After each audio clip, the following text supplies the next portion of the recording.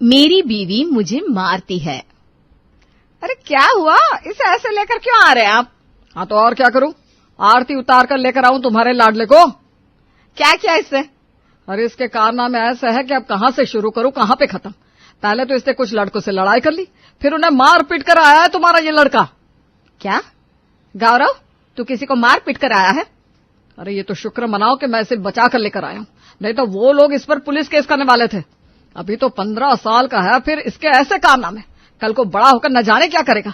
अरे पापा, गलती उन लड़कों की थी, वो लोग मुझे छेड़ रहे थे, फिर मुझे उन पर गुस्सा आ गया तो मैंने उन्हें धो दिया। देखा कैसे बात कर रहा है, गुस्सा आएगा तो किसी पर भी हाथ चला लोगे। मैंने कितनी बार कहा है कि अपने गुस्से पर काबू रखना सीखो गौरव, तुम मेरी बात सुनते क्यों नहीं हो? अरे इसे सुनाई कहाँ देता है, नहीं तो अभी तक समझ गया होता। मम्मी मैं क्या करूं, जब मुझे गुस्सा आता तो मुझे कुछ समझ में नहीं आता कि मैं क्या कर रहा हूं। मुझे तो अभी से इसकी चिंता हो रही है, पता नहीं बड़े होकर ये क्या ही करेगा। गौरव को बचपन से ही काफी गुस्सा था। कई बार उसकी लड़कों से झड़प भी हो जाती थी। हालांकि बड़े होने के साथ उसका गुस्सा कम हो गया, लेकिन अब पुरानी आदत इतनी आसानी से तो जाती नहीं। शादी वाला घर है, गौरव किसी से बहस कर रहा है। अरे भैया, हमने कहा ना अभी कुछ नहीं कर सकता, अभी टेंट लग गया है, अभी उतारेंगे तो पूरा का पूरा फिर से लगाना पड़ेगा। हाँ तो लगाओ, मैं कुछ नहीं जानता, मुझे उसी तरफ ही टेंट चाहिए बस। अरे थोड़ा इस तरफ या उस तरफ क्या फर्क पड़ता है भैया। अरे जब हम कह रहे हैं कि उस तरफ लगवाना है तो आप समझ क्यों नहीं रहे? अरे फिर क्या हो गया भैया, किस बात पर बहस कर रहे हैं? अरे हम कह रहे हैं कि टेंट उस तरफ होना चाहिए, तो ये सुन ही नहीं रहा। अरे भैया अब देखिए, हमने पूरा काम खत्म कर दिया, उसके बाद ये कह रहे हैं वहां पर टेंट लगवाइए। कैसे कर सकते हैं हम, पूरा का पूरा टेंट उतारना होगा। हाँ तो उतारिए, और क्या, हमें टेंट उसी तरफ ही चाहिए। अरे भैया रहने दीजिए ना, उसने कितनी मेहनत की है टेंट लगाने में, अब क्यों बहस कर रहे हैं? अरे हम कहाँ बहस कर रहे हैं गौरव, आज तुम्हारी शादी है फिर भी यहाँ खड़े होकर गुस्सा कर रहे हो। जहाँ पर टेंट है सही है, चलो अब अंदर। पापा सही कह रहे हैं भैया, आज आपकी शादी है, आप अपना मूड खराब मत कीजिए, चलिए अंदर, बारात निकलने का वक्त हो गया है। अरे लेकिन हम बहस नहीं कर रहे थे, हम बस समझा रहे थे। हाँ वही समझा रहे थे, हम भी जानते हैं, लेकिन अब चलिए ना, तैयार हो जाइए ना फटाफट। घर में खुशी का माहौल था, सब लोग बड़े ही खुश थे, इसलिए कोई भी किसी तरह का कलेश या झगड़ा नहीं चाहता। गौरव के पिता और भाई उसे ले गए और दूल्हे राजा को तैयार कर मंडप में बिठा दिया।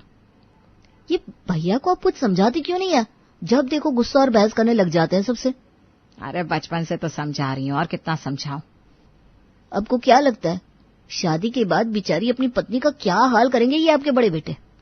अरे इसीलिए तो हमने उसके लिए बड़ी सीधी सादी सी लड़की चुनी है, जो थोड़ी बहुत डांट सुनकर भी चुप करके बैठ जाए। हाँ, क्योंकि आपके बेटे तो कहाँ किसी को छोड़ने वाले हैं, है ना? अरे लेकिन अब वो काफी सुधर गया है, अब कहाँ इतना गुस्सा करता है। अच्छा, आज तो दूल्हे हैं, फिर भी टेंट वाले से लड़ रहे थे, और आप कह रही है कि कहाँ लड़ते हैं। मुझे तो बेचारी लड़की पर तरस आ रहा है, पता नहीं उसका क्या हाल करेंगे। अरे ऐसा कुछ नहीं होगा, शादी के बाद लोग बदल जाते हैं, गौरव का गुस्सा भी ठंडा हो जाएगा। उम्मीद तो यही है कि बदल जाए। गौरव की शादी एक छोटे शहर की लड़की दिव्या से हुई थी। दिव्या दिखने में जितनी सुंदर थी उतनी ही कोमल भी थी। ऐसा लग रहा था जैसे आग और पानी की शादी हुई है। दिव्या ने शादी के बाद पूरे परिवार और ससुराल को अच्छे से संभाल लिया था। दिव्या बेटा, अब तो लगता है हम ही खाना बनाना भूल गया है, तुम्हारे खाने की इतनी आदत जो हो गई है हमें। हाँ भाभी, अब रोज रोज इतना अच्छा खाना बनाती है कि हम खुद को रोक ही नहीं पाते, 2 रोटी रोज ज्यादा खा लेते हैं। आप लोगों को खाना खाता देख हमें भी बड़ी खुशी होती है, सच में। लीजिए ना रोटी। हम बहुत भाग्यशाली हैं कि हमें इतनी अच्छी और सुलझी हुई बहू मिली है। अरे अभी तक गौरव नहीं आया? हाँ बस वो आती होंगे, उनके ऑफिस से फोन आ गया था। लो, शैतान का नाम लिया और वो हाजिर। मेरा मतलब भैया आ गए। आजा बैठ। गौरव देख तो दिव्या ने आज कितना अच्छा अच्छा बनाया है। अरे आपको पता है कि मुझे भिंडी पसंद नहीं है, फिर भी यही बनाई खाने में। हाँ तो दाल भी तो है ना, वो खा ले बेटा। मतलब हम दाल ही खाए और कुछ ना खाए? हम आपके लिए और कुछ बना देते हैं। रहने दो, दाल ही खा लेते हैं। अभी हम इतनी देर तुम्हारा इंतजार नहीं करने वाले। लो, 6 महीने हुए नहीं शादी को कि इनके तेवर शुरू हो गए। अरे ऐसा कुछ नहीं है। देखना आप कैसे करते हैं नाटक। और ये रोटियां कैसी है? क्यों, क्या खराबी है रोटी में जी? हमें गरम रोटी लाकर दो। ठीक है, हम अभी बना लाते हैं। बहू ने इतना अच्छा खाना बनाया है, लेकिन नहीं, इसे तो नखरे ही करना है बस। सही कहा पापा। कुछ कह रहे हैं क्या आप दोनों? नहीं नहीं, हम तो बस आपकी तारीफ कर रहे थे, कुछ नहीं भैया। रात को खाना खाने के बाद आज सब सोने के लिए गए, तब गौरव और दिव्या के कमरे से आज लड़ने की आवाज आने लगी थी, जिसे सुनकर बाहर खड़े गौरव के घर वाले काफी घबरा से गए थे। लो, आज फिर से लड़ रहे हैं ये लोग। कितनी आवाज आ रही है उनके झगड़े की, जरा सुनो तो। अरे पति पत्नी के बीच की बात है, अब हम कुछ कह भी नहीं सकते। कितना लड़ रहे दोनों, जरूर भैया ने ज्यादा कुछ कह दिया होगा। यहाँ खाने के टेबल पर भी नखरे ही कर रहे थे। देखो तो दिव्या के रोने की आवाज भी आ रही है। हाँ, मेरी ही गलती है सब। मैं कहाँ आपको कुछ कह रही हूँ, मैंने ही आपसे शादी करके गलती कर दी है। मुझे तो लग रहा है कि भैया ने भाभी पर हाथ उठाया है। आशा, कल ही तुम गौरव को समझाना कि ऐसा बिल्कुल भी नहीं चलेगा। घर की बहू पर कोई हाथ उठाता है क्या? पता नहीं इससे गुस्से में क्या हो जाता है। रात को बहुत देर तक कमरे के अंदर से आवाजें आने के बाद सब कुछ शांत हो गया, लेकिन सुबह को जब दिव्या और गौरव बाहर आए, तब आशा ने आज गौरव को तीखी जुबान में कहा, हो गई तुझे शांति? कर लिया झगड़ा? माँ वो मैं। हाँ, अब कोई जवाब नहीं मिल रहा ना, तभी मैं वो माँ वो। हाँ, कितनी अच्छी पत्नी मिली है, उसके साथ झगड़ा मारपीट तुझे अच्छी लगती है? अरे माँ, लेकिन मैंने इसलिए। तूने किस लिए हाथ उठाया ये मुझे नहीं जानना। तू अभी क्या भी बहू से माफी मांग बस। ठीक है, आई एम सॉरी। कोई बात नहीं माँ जी, पति पत्नी के बीच तो ये सब होता ही रहता है। देखो, अभी भी वो तेरी तरफदारी कर रही है। आगे से ध्यान रखूंगा। आप कुछ खाएंगे? क्या? मेरा मतलब है पराठा या टोस्ट कुछ खाएंगे क्या? हाँ, पराठा बना दो। अभी लाती हूँ। भैया, आप खुशकिस्मत है कि आपको भाभी जैसी पत्नी मिली है। अरे चुप कर, अपना काम कर। मुझे भी सब पता है किसके प्यारे में गली गली में घूमता रहता है। क्या? और नहीं तो क्या माँ, वो पिछली गली वाली शिवानी है ना, उसके आगे पीछे घूमता रहता ही है। दिनेश, गौरव सच कह रहा है क्या? अरे माँ, वो तो मैं बस उसे कंप्यूटर सिखाता हूँ और कुछ नहीं। हाँ, तो उसे घर पर लाकर अब कंप्यूटर सिखाइए जनाब, समझे? क्या? हाँ, तेरी भी शादी ही करवा देते। ये गौरव तो सुधरने से रहा, शायद शादी के बाद तू ही थोड़ा सा जिम्मेदार हो जाए। अरे मैं तो सुधरा हुआ हूँ माँ।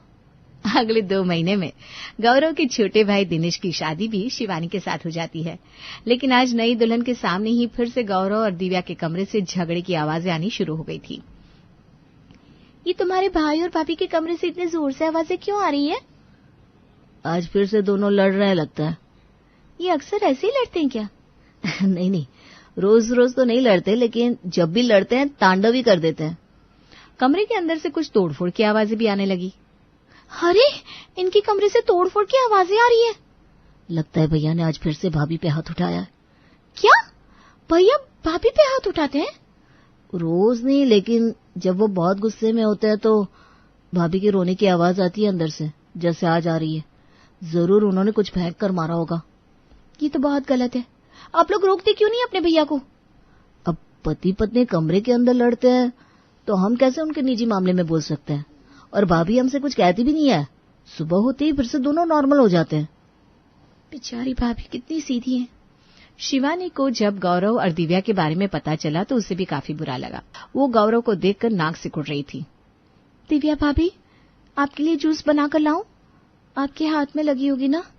अरे नहीं, मैं ठीक हूँ, तुम चिंता मत करो। कितनी अच्छी हैं आप भाभी, इतना सब सहन करने के बाद भी मुस्कुरा रही हैं। अरे क्या है, अभी भी देखो मुंह कैसे सूजा हुआ है। गौरव, पहले तू बहू से माफी मांग। तुझे लाख बार समझाया कि अपने गुस्से पर काबू रखना सीख। हाँ, कर लूंगा, आगे से ध्यान रखूंगा। ऐसे लोग कभी नहीं सुधरते मम्मी जी। चलिए भाभी, मैं आपके लिए जूस बना देती हूँ। आज आप क्या खाएंगे? चाकू? क्या? चाकू से आपके लिए फल काट दूं? हाँ, काट दो फल, ठीक है। अभी भी भाभी को आपकी कितनी फिक्र है। चलिए भाभी। गौरव की हरकत को देखकर अब घरवाले नहीं, पड़ोसी भी दिव्या पर तरस खाने लगे थे, और आज तो कमला और कावेरी दिव्या के लिए स्पेशल खाना लेकर आई थी। बुरा मत मानना आशा, लेकिन गौरव और दिव्या के झगड़े की आवाज हमारे घरों तक भी आती है। बेचारी दिव्या कितना रोती है उसके बाद। हाँ, गौरव को ऐसा नहीं करना चाहिए। ऐसा भी क्या गुस्सा जो पत्नी को मारने लगे। अरे मैंने तो उसे कितनी बार समझाया है, लेकिन वो समझता ही नहीं। गुस्से में ना उसे होश ही नहीं रहता। कोई बात नहीं आंटी जी, ऐसा तो होता ही है पति पत्नी के बीच में। वो रोज रोज थोड़ी ना गुस्सा करते हैं। देख बेचारी बहू कितनी अच्छी है, कभी कुछ नहीं कहती। दिव्या बेटा, तेरे लिए आज मैं हलवा पूरी लाई हूँ। और ये बेटा बैंगन का भरता तुझे बहुत पसंद है ना? अरे आंटी जी, इसकी क्या जरूरत थी, मैं ठीक हूँ। अरे कहाँ बेटा, कल ही हमें तेरे रोने की आवाज आ रही थी, हमारा तो जी ही बैठ गया था। आशा, मैं आज राघव को भेजती हूँ। गौरव और राघव की बचपन से ही ज्यादा पटती है। वो उसे समझाएगा कि ये सब सही नहीं है। हाँ, ये भी सही है। शायद गौरव अपने दोस्त की बात सुन ले। कमला का बेटा राघव और गौरव काफी अच्छे दोस्त थे, इसलिए आज सबने सोचा कि राघव को गौरव से बात करके उसे समझाना चाहिए। क्या हुआ, आप सब लोग आज दरवाजे की तरफ क्यों देख रहे हैं? अरे राघव को कहा तो था कि आ जाना, अभी तक आया नहीं वो। हाँ, हमारी बात तो ये सुनता नहीं है, शायद अपने दोस्त की बात समझ ले। पापा, मैं समझ गया हूँ, कभी कभी हो जाता है ऐसा। हाँ पापा जी, इनसे कुछ मत कहिए, कभी कभी हो जाता है। क्यों जी, आप कुछ खाएंगे? क्या? दाल चावल खाएंगे आप? आपके लिए प्लेट में लगा दूं? हाँ लगा तो खा लूंगा। दिव्या बहू, राघव के लिए भी लगा दे दाल चावल। ये देख, वो भी आ गया। नहीं नहीं आंटी जी, मैं खाना खा कर आया हूँ। चल गौरव, आज हम कुछ देर के लिए बाहर चलते हैं। हाँ ठीक है, चल, मैं खाना बाद में आकर खाता हूँ। जी ठीक है। चल छत पर बैठकर आज एक एक हो जाए। हाँ चल, बड़े दिनों से पी भी नहीं है। मैंने अपनी छत पर सब इंतजाम कर लिया है। राघव और गौरव छत पर बैठकर पीने लगते हैं। इतने में राघव गौरव को ज्ञान देने लगता है कि पति पत्नी का रिश्ता कैसा होना चाहिए। देख, पत्नी सर का ताज होती है मेरे भाई। पत्नी को ना हमेशा सर पर बिठाना चाहिए। वो पैरों की जूती नहीं है जिससे तुम मारता फिरे। वो जूती से भी पिटाई करती है।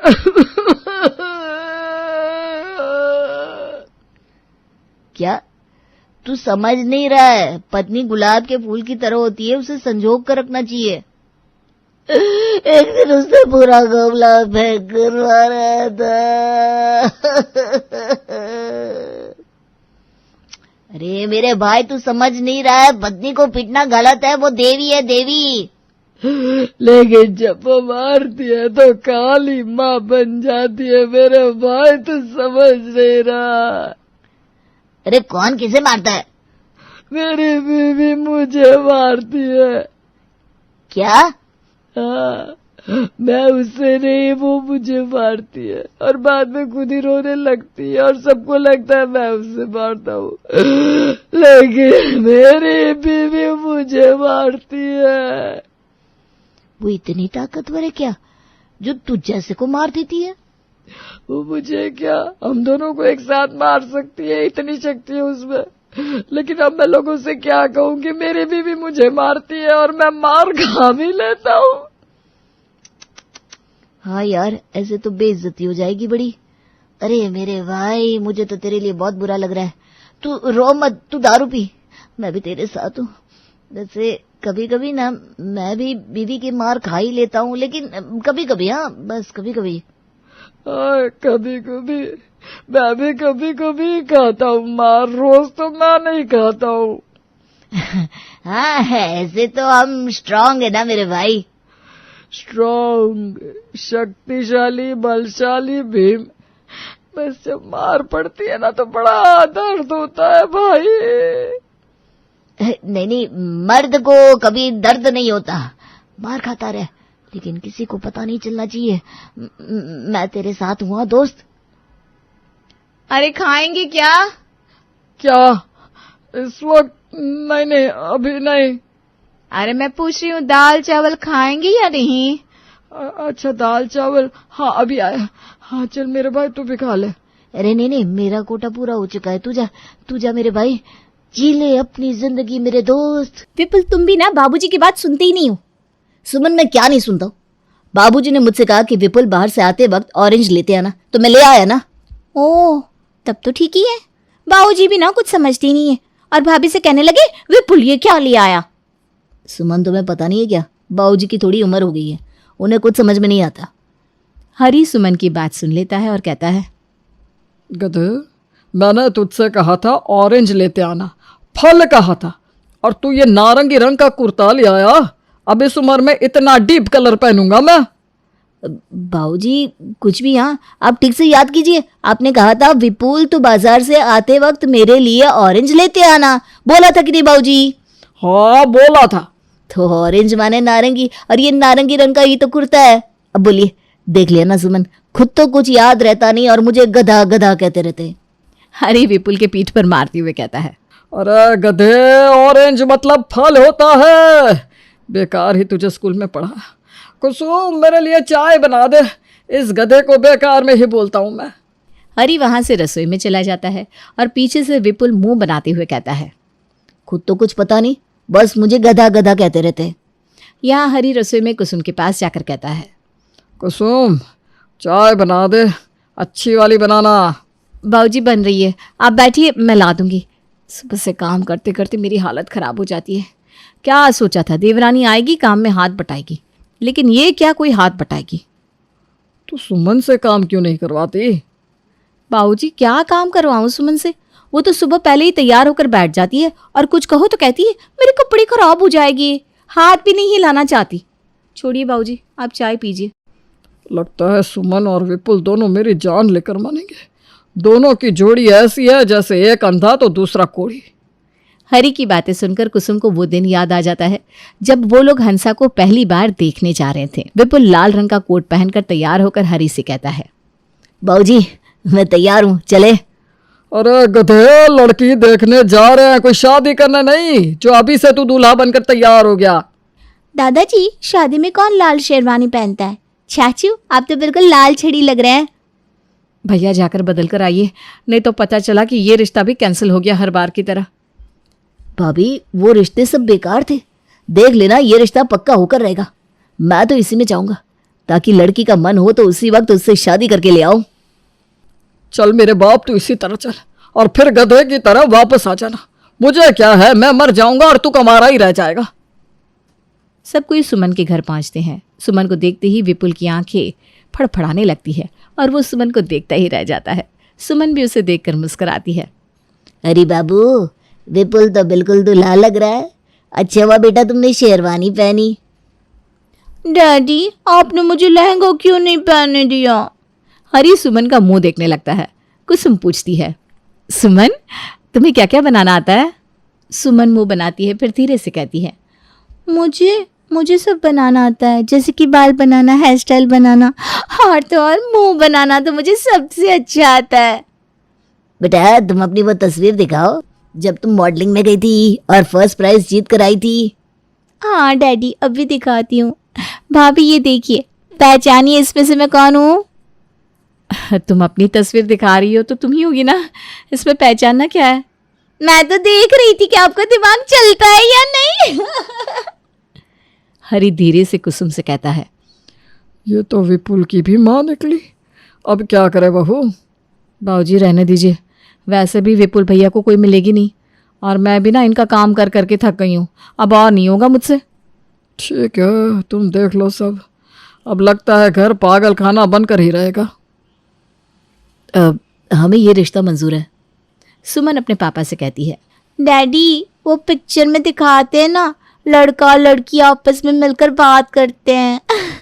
मुझे भी करना है। मैंने कितना सोचा था मैं अपनी शादी के वक्त ऐसी ही करूंगी। अब कौन सी देर हो गई है? विपुल बेटा तुम और सुमन आपस में बात कर लो। जी डैडी जी। कुसुम चेरी को इशारा करती है कि वो भी दोनों के साथ जाए। हरी कुसुम से कहता है, अभी से ही डैडी जी। विपुल और सुमन एक दूसरे से बात करते हैं। सुमन कहती है, विपुल शादी के बाद तुम खाना बना दोगे ना? मुझे खाना बनाना ही नहीं आता, मुझे ना मॉडलिंग आती है। तुम भी चलना मेरे साथ मॉडलिंग में। सच में मैं भी मॉडलिंग करूंगा। सुमन और विपुल का रिश्ता पक्का हो जाता है। कुसुम उदय से कहती है, एक बार शादी हो जाए फिर मैं मुक्त हो जाऊंगी। बाबूजी को सुमन के पास छोड़कर हम घूमने चलेंगे। हाँ दहेज के पैसे आएंगे ना उसी से। मैं तो हमेशा सोचा करती थी कि मेरा कोई बेटा नहीं है तो कैसे मैं दहेज के पैसों से घूमने जाऊंगी, लेकिन विपुल भैया ने वो सपना पूरा कर दिया। शादी की तैयारी शुरू हो जाती है। कुसुम घर में रंग करवाती है और विपुल का कमरा भी ठीक करवाती है। कुसुम एक रोज विपुल से कहती है, विपुल भैया आप चेरी के स्कूल जाकर पेरेंट टीचर मीटिंग अटेंड कर लीजिए ना, आज मुझे बिल्कुल टाइम नहीं है, बहुत काम पड़े हैं। भाभी आप चिंता मत कीजिए, मैं चला जाता हूँ। विपुल चेरी के स्कूल जाता है। स्कूल में विपुल को देखकर चेरी अपने माथे पर हाथ रख लेती है। मम्मी को और कोई नहीं मिला जो विपुल चाचू को भेज दिया, अब मेरी इज्जत का कचड़ा हो जाएगा। चेरी को चिंता में देखकर उसकी सहेली उससे कहती है, चेरी तू क्यों टेंशन ले रही है, विपुल चाचू आया है तो अच्छा ही है, टीचर हमारी क्या कंप्लेन करेगी, चाचू उसी की क्लास लगा देंगे, चल मूड ठीक कर। विपुल चेरी के साथ टीचर के ऑफिस में जाता है। आप चेरी के चाचा है ना? क्यों, मैं इसका चाचा नहीं लगता हूँ क्या? ऐसा नहीं है, चेरी ठीक से पढ़ती नहीं है, अब रिजल्ट भी इस बार ना बहुत खराब आया है, ऊपर से चेरी बहुत शरारत करती है, कल तो स्कूल भी लेट से आई। चेरी तू तो कभी पढ़ती नहीं थी, तो ये टीचर अभी क्यों शिकायत कर रही है? अच्छा ये वही टीचर है ना जिसने भाग के शादी की थी। चाचू चुप चुप धीरे बोलो। टीचर सुन लेती है और गुस्से में कहती है, अब समझ में आया ये ऐसी क्यों है, जब घर वाले ही ऐसे हैं तो बच्चे तो ऐसे होंगी। विपुल जी आप अपनी मीटिंग अब प्रिंसिपल के ऑफिस में ही करना, मैं हैंडल नहीं कर सकती। चल चेरी तेरे प्रिंसिपल से भी मिल लेते हैं। चाचू बेचारे प्रिंसिपल को तो छोड़ दो, ऐसे ही कल बच्चों ने उसके कान में पटाखे फोड़ दिए थे। प्रिंसिपल के ऑफिस में विपुल और चेरी जाते हैं। विपुल को देखकर प्रिंसिपल कहता है, ओहो तो आप है, आपसे क्या कहूँ मैं। वही तो, मुझे तो पता ही था, लेकिन टीचर ने कहा तो मैं आ गया। विपुल चेरी के साथ वहां से चला जाता है। चेरी देखा तेरा प्रिंसिपल कैसे डरता है मुझसे। देखा चाचू, अब से ना आप ही मेरे स्कूल आना। चेरी विपुल के साथ घर चली जाती है। दिन बीतने लगते हैं और विपुल और सुमन की शादी का दिन आ जाता है। सुमन के पिता शादी की तैयारी अच्छे से करते हैं। फेरे के समय पंडित जी कहते हैं, अब आप दोनों उठकर अग्नि के फेरे ले लीजिए। What a auspicious day. Vipul ये ऑस्पिशियस क्या होता है? सुमन, अस मतलब हम सब, पीसेस मतलब टुकड़ा, हम सब टुकड़ा टुकड़ा करके खाते हैं ना, जल्दी से फेरे ले लेते हैं ताकि हम जल्दी से खा सके, नहीं तो खाना खत्म हो जाएगा। हाँ मुझे भी ना चाउमीन मंचूरियन खाना है। सुमन, विपुल भैया पहले फेरे तो ले लो, खाने पीने की बात बाद में कर लेना। हाँ, चेरी हंसने लगती है। मम्मी चाची भी चाचू की तरह ही थोड़ी खिसकी लग रही है। तेरे चाचा से कौन सी अच्छी लड़की शादी करेगी बेटा, जैसे तेरा चाचा वैसी वो, बस भगवान करे कि सुमन खाना बनाने वाली हो। शादी हो जाती है और फिर सब सुमन को लेकर घर आते हैं। कुसुम सुमन से कहती है, सुमन इस टोकरी से अंदर आओ। विपुल टोकरी से कैसे आऊं? अरे सुमन टोकरी लेकर अंदर चलो, 3 मैं ले लेता हूँ, 3 तुम ले लो। भाभी बहुत खुश हो जाएंगी। सुमन और विपुल एक टोकरी माथे पर, एक टोकरी कमर पर और एक टोकरी हाथ में लेकर अंदर आते हैं। टोकरी इस तरह देखकर कुसुम अपने माथे पर हाथ रख लेती है। विपुल भैया आपको पता है ना, शादी में टोकरी में पैर रखकर अंदर आते हैं और आप लोग टोकरी उठाकर ले आए, ये कोई बात है क्या? सगुन का तो बैंड बजा दिया आपने। भाभी एक ही बात है, पैर रखकर अंदर आए चाहे हाथ में लेकर आए, एक ही तो बात है। ठीक है, अब आलती में पैर रखकर अपने कमरे में चली जाओ। विपुल मैं थक गई हूँ, इतना मुझसे नहीं होगा। अरे तो तुम हाथ में आलता लगाकर कमरे में आ जाओ ना सुमन। विपुल भैया ये क्या बोल रहे हैं आप, नियम कानून कुछ होता भी है या नहीं? कुसुम जो करना है करने देना, माथा मत लगा तू। सुमन हाथ में आलता लगाकर कमरे में आ जाती है। कमरे में आते ही सुमन बेड पर बैठ जाती है और कहती है, विपुल पंखा चालू करो ना, मुझे बहुत जोरों की ठंड लग रही है। तभी चेरी वहां आकर कहती है, चाचू अभी फैन ऑन मत करो, रोज और मैरीगोल्ड से कमरा सजा हुआ है। ये मैरीगोल्ड क्या होता है? सुमन मैरीगोल्ड बिस्कुट का ऐड नहीं देखा तुमने? तुम भी ना। तो ऐसा बोलो ना, मैंने देखा है, लेकिन यहाँ तो कोई बिस्कुट नहीं है। चाची मैरीगोल्ड रोज की तरह एक फूल होता है, कोई बिस्किट नहीं। आप एसी ऑन करवा लो, फैन नहीं। ठीक है, एसी ही ऑन कर दो। सुमन और विपुल सो जाते हैं। अगली सुबह सुमन 10 बजे उठती है। कुसुम सुमन से कहती है, सुमन मैंने नाश्ता बना दिया है, तो अब दोपहर का तुम बना लेना। मैं और खाना, मुझे तो बनाना ही नहीं आता भाभी। मुंह बना लूंगी आप कहो तो। है? खाना सच में बनाना नहीं आता? अब क्या होगा? मैंने सोचा था कि अब जाकर मैं फ्री हो जाऊंगी। भाभी जस्ट चिल, आप फ्री ही तो हैं, खाना मत बना, हम बाहर से खा लेंगे। ऐसे नहीं होता, रोज रोज कोई कितना बाहर से खा लेगा। तुम्हें खाना बनाना नहीं आता तो और क्या आता है? आता है ना भाभी, तैयार होना, जूड़े बनाना, मुंह बनाना। चाय बोलोगी ना तो वो भी मैं बना दूंगी। ठीक है, वही बना दो। ऐसे भी माथा दुख रहा है, कुछ नहीं तो चाय ही नसीब हो जाए। अब भी लाई। मेरे चाय की तारीफ इतनी होती है कि पूछो मत। एक बार ना मेरे भाई को लड़की वाले देखने आए थे, चाय पीते ही उठकर चले गए। मेरे भाई को इतनी खुशी हुई कि पूछो मत। क्यों भाई, क्यों उठकर चले गए? वो ना, मैं हमेशा दही की चाय बनाती हूँ, बहुत टेस्टी लगती है। क्या? दही की चाय? नहीं नहीं, मुझे नहीं पीनी कोई दही की चाय, तुम रहने दो कुसुम। तभी विपुल वहां आकर कहता है, सुमन, मैं तो पीऊंगा चाय। मेरी सुमन जैसा भी बनाएगी मुझे पसंद होगा। एक आप है विपुल जो मेरी हर चीज को पसंद करते हैं। सुमन चाय बनाकर लाती है और विपुल चुस्की ले लेकर पीता है। अचानक चेरी आकर कुसुम को हिलाती है और कहती है, मम्मी कहाँ कोई हो? कुछ नहीं बेटा, वो दिन याद आ गया जिस दिन तेरी चाची को देखने गए थे। वो दिन तो याद ही मत करो। दिन बीतने लगते हैं इसी तरह। एक रोज चेरी सुमन से कहती है, चाची ये देखो, यहाँ इतना बड़ा मॉडलिंग शो ऑर्गेनाइज हुआ है। मम्मी मुझे ये देखने जाना है, यहाँ ना बहुत बड़े बड़े लोग आ रहे हैं। वहाँ हमें तो बहुत ही जाने को मिलेगा जैसे, चल अपनी पढ़ाई कर, इन सब में दिमाग मत लगा। तभी सुमन चेरी के माथे पर हाथ फेर कर कहती है, भाभी ऐसे क्यों बोल रहे हो? चेरी बेटा, मैं तुझे वहाँ ले जाऊंगी, मुझे तो वहाँ सब पहचानते हैं। सच चाची? चेरी, तेरी चाची अभी मॉडलिंग में उतर जाए तो उसे ही फर्स्ट प्राइज मिलेगा। बहुत सारी फोटो देखी है मैंने इसकी, सबको जानती है तेरी चाची। ठीक है चाचू, फिर शाम को हम तीनों चलेंगे। चाची आप भी पार्टिसिपेट करो ना। नहीं नहीं नहीं, अब नहीं, अब मेरी शादी हो गई ना, मैं सब भूल गई हूँ। सुमन, तुम्हारी शादी को अभी 1 महीना भी ठीक से नहीं हुआ और तुम भूल भी गई। वो भाभी ऐसा बोलना पड़ता है, देखा नहीं है आपने टीवी में कैसे सब कहते हैं, शादी से पहले मैं ऐसा करती थी, मैं वैसा करती थी, अब शादी के बाद सब भूल गई हूँ। मैं भी सब कुछ भूल गई हूँ, अब बस 3 बात याद है, तेल, नून, लकड़ी। हो बाबा, सुमन तुम भी ना। ऐसा बोलना पड़ता है भाभी। चलो मैं जाकर तैयार हो जाती हूँ। शाम को जाना है तो अभी से क्यों शुरू हो गई? तैयार होने में टाइम तो लगता है ना।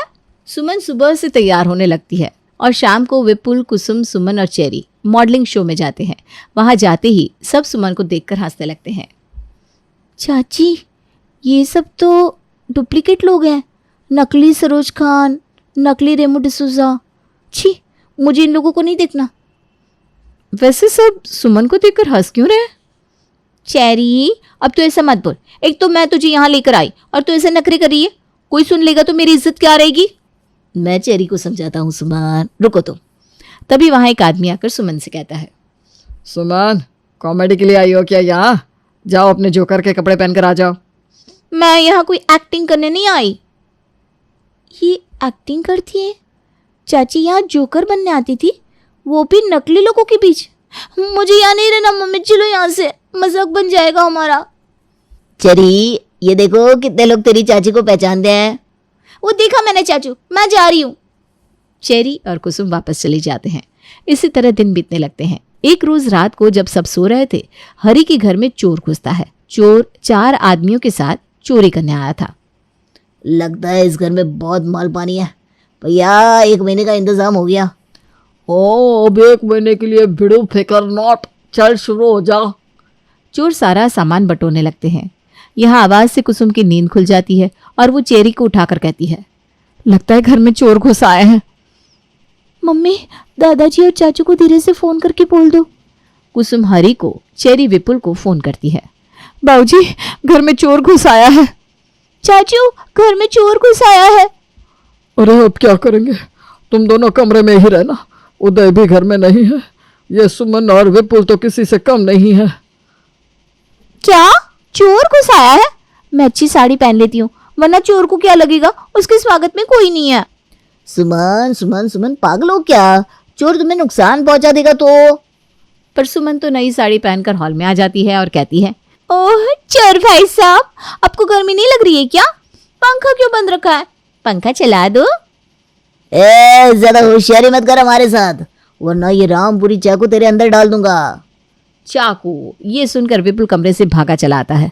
मेरी सुमन को कुछ मत करना चोर भाई साहब, आपको जो लेकर जाना है ले जाओ, भैया फिर से सब खरीद लेंगे। वैसे इस घर में सोना चांदी बाबूजी की अलमारी में रहता है, यहाँ हॉल में कुछ नहीं है भैया। चोर एक दूसरे को देखकर मुस्कुराने लगते हैं। हरी, कुसुम और चेरी उसी वक्त अपने कमरे से निकल कर आते हैं। अरे गधे, तुझसे तो अच्छे ये चोर है, निकल जा मेरे घर से। बाबूजी बाबूजी अभी रात को मैं कहाँ जाऊंगा, वो भी इन चोरों को अकेले छोड़कर।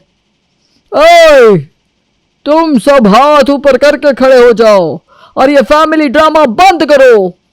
चोर भाई साहब, मैं आपको खाना कैसे दूंगी? कोई घर में आए तो बिना चाय पानी के उसे भेजना नहीं चाहिए।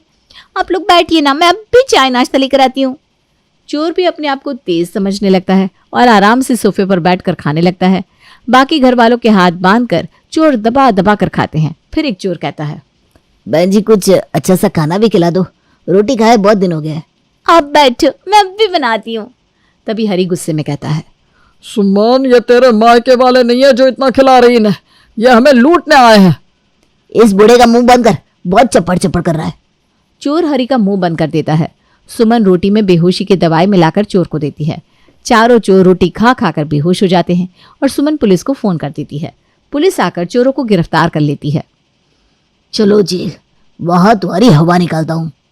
चोर भाई साहब, आपने क्या सोचा मैं आपको मेरे घर से सामान ले जाने ऐसे ही दे दूंगी क्या? पुलिस चोरों को ले जाती है और सभी सुमन की तारीफ करने लगते हैं। इस गधे से तो बहुत तेज निकली सुमन। तुमने तो कमाल कर दिया सुमन। चाची, आपने तो लास्ट बॉल में छक्का मार दिया। मैं तो पहले से ही जानता था सुमन तेज है, लेकिन आप लोगों को ही वो बेवकूफ नजर आती थी। अब समझ में आया, घर में रखा एक पत्थर भी वक्त पर काम आ सकता है।